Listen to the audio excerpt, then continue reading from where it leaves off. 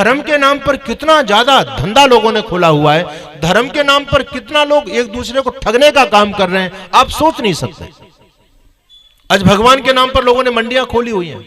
आज हिंदू समाज की स्थिति बताऊं, पहले तब भी लोग मंदिरों में जाते थे भगवान के दर्शन करने के लिए, आजकल तो लोग भगवान को अपने साथ लिए घूम रहे हैं। लड्डू गोपाल चल रहे हैं आजकल खूब, आपके गुड़गांव में खूब चलते होंगे, मथुरा वृंदावन में चले जाओ। अच्छा ये ड्रामा नहीं तो और क्या, बताइए आप क्या है लड्डू गोपाल? यानी भगवान कृष्ण को एक तरफ वो हमारे दादा परदादा हैं, ठीक है, आप उनको दुनिया को बनाने वाला भगवान अपने पिता के समान है, और उसको क्या बना रहे हैं? लड्डू गोपाल। भगवान को खिलौना लोगों ने बना लिया, जैसा आपको भगवान चाहिए वैसा बना लिया। किसी ने मोटा बनाया, किसी ने छोटा बनाया, किसी ने बड़ा बनाया। हर जाति का अपना अलग भगवान बन चुका है, हर वर्ग का संप्रदाय का अपना अलग भगवान बन चुका है। यहां तक है गोरे लोगों का भगवान गोरा मिलेगा, काले लोगों का भगवान काला मिलेगा। आप उत्तर भारत में रहते हैं, यहाँ के लोग गोरे गोरे होते हैं, तो यहाँ के मंदिरों में जाओ तो आपको गोरी गोरी मूर्तियां मिलेंगी। दक्षिण भारत में जाओगे, वहां के लोग थोड़े सांवले होते हैं, उनके मंदिर में जब उन्होंने भगवान बनाए तो वहां के सारी काली काली मूर्तियां आपको मिलेंगी। भगवान के साथ में कितना बड़ा मजाक हम लोगों ने किया, अपनी इच्छा से भगवान बना लिया। आदमी दुनिया का सबसे खतरनाक प्राणी है, याद रखना, सबसे खतरनाक प्राणी। आदमी पूरी दुनिया को अपने हिसाब से चलाना चाहता है, अपने दिमाग से चलाना चाहता है, हर चीज में अपना दिमाग घुसाना चाहता है। इसने भगवान के साथ भी यही काम कर दिया, भगवान के अंदर भी अपना दिमाग घुसा दिया। इसने सोचा कि भगवान इस सृष्टि की रचना करते हैं, भगवान ने हमको हाथ दिए काम करने के लिए, लेकिन भगवान भी तो काम करते हैं। हमारे तो दो हाथ हैं, हम दोनों हाथों से सीमित काम कर पाते हैं, लेकिन भगवान तो बड़े बड़े काम करते हैं। आखिर भगवान का दो हाथों से काम कैसे चलेगा? अरे भगवान तो संसार की रचना करते हैं, कितना बड़े बड़े काम है। आदमी ने भगवान के बारे में भी अपना दिमाग घुसाया, और आदमी ने अपने दिमाग से जब भगवान की मूर्ति बनाई तो भगवान के दो हाथ नहीं, क्योंकि दो हाथ से भगवान का काम चलने वाला नहीं है। किसी ने 4 हाथ बना दिए, किसी ने 6 हाथ बना दिए, किसी ने 8 हाथ बना दिए।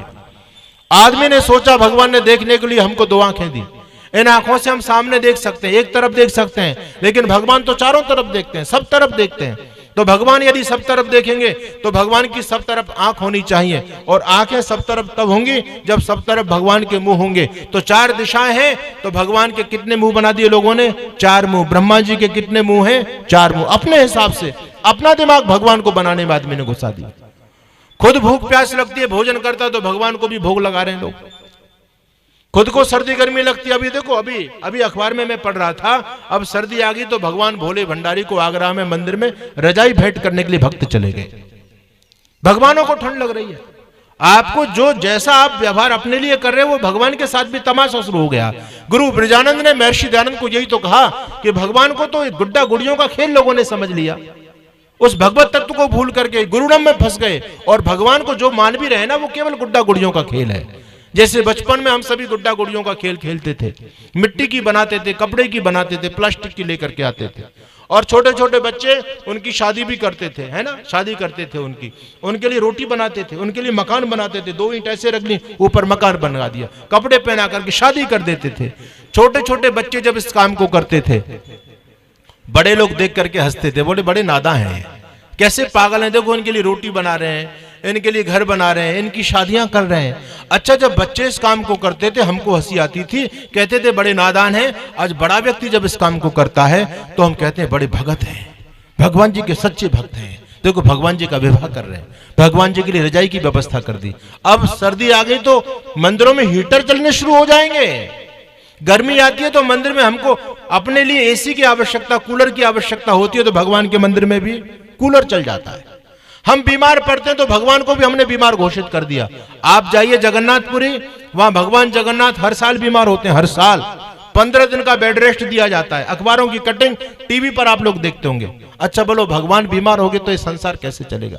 क्या खेल बना लिया हमने भगवान को आज। मैं अभी पिछले साल जगन्नाथपुरी चला गया, मेरा वहां कार्यक्रम था, तो मैंने कहा चलो आए हैं इतनी दूर तो घूमने भी चलेंगे। हम चले गए, दिसंबर का एंड था, 25 दिसंबर के साथ 26 दिसंबर की बात थी, तो इतनी भीड़, लाखों की भीड़ नहीं समारी वहां पर। ओहो, लंबी 1-1 किलोमीटर लंबी लाइन लगी पड़ी है। पुलिस की बड़ी जबरदस्त व्यवस्था थी, उसके एक बैरिकेड खोला, फिर दूसरा खोला, वो लोग आगे बढ़े, उनको रोक दिया गया, इस सिस्टम से चला रहे थे।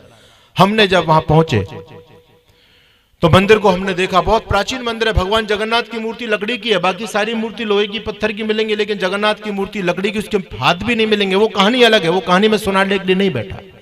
लेकिन मैं आपको बताना चाहता हूं, हमने पढ़ते थे हम कि भगवान जगन्नाथ हर साल बीमार होते हैं 15 दिन के लिए। तो मैंने कहा आए हैं तो पुजारी जी से पूछ ही लेते हैं।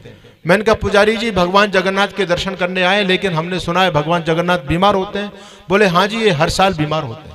मैंने कहा क्यों होते हैं? कहते हैं इनको ज्वर हो जाता है। तो मैंने कहा ज्वर क्यों होता है? कहते हैं पहले इनको विशेष स्नान कराया जाता है 8 दिन तक, उसके बाद में इनको ज्वर हो जाता है।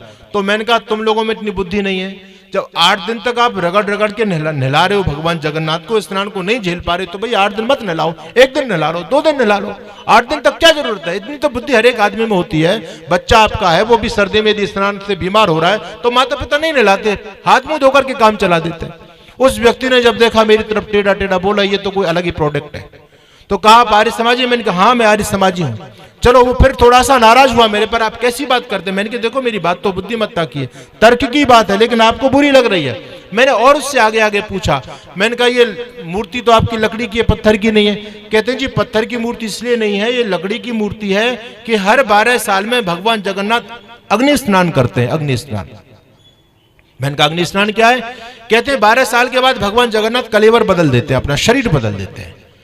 तो ये लकड़ी की मूर्ति तो जलाने में सुविधा होती है, पत्थर की को कैसे जलाएंगे हम? मैंने कहा अच्छा। तो मैंने कहा कि आप जीवित भगवान जगन्नाथ को अग्नि में फूंक देते हो, जला देते हो? बोले नहीं नहीं, जीवित नहीं, हम जब अग्नि स्नान कराते हैं तो भगवान जगन्नाथ की आत्मा को निकाल लेते हैं। देखो आज तक दुनिया में ऋषि मुनि भी आत्मा को नहीं जान पाए, लेकिन इन पाखंडियों ने भगवान जगन्नाथ की आत्मा को शरीर से अलग कर दिया।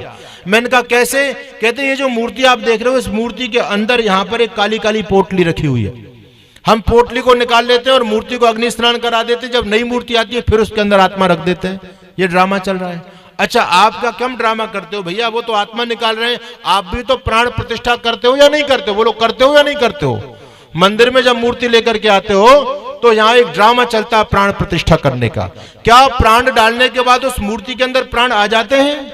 अरे बोलो ईमानदारी से, मेरी बात आपको कड़वी लग रही है लेकिन तर्क नहीं मिलेगा, आपको जवाब नहीं दे सकते आप। हम तो ये कहते हैं भैया आप जिन बातों को मान रहे तर्क कीजिए, बहस कीजिए। धर्म का मतलब है तर्क सिद्धति से धर्म, जो तर्क से सिद्ध हो। या तो आप हमको अपनी बात समझा दो या हमारी बात समझ लो भाई, एक बात तो मानो। यदि आपकी बात में दम है तो हम मानेंगे, और यदि आपकी बात में दम नहीं है तो आप हमारी बात को मान लो। ऐसे नहीं है कि जो चल रहा है समाज में गुरुडम्बाद, हम भी बहते चले जा रहे हैं। अगर ऐसा चलता रहेगा तो समाज संस्कृति बचने वाली नहीं है। तो याद रखना, आज धर्म के नाम पर बहुत बड़ा पाखंड समाज में चल रहा है।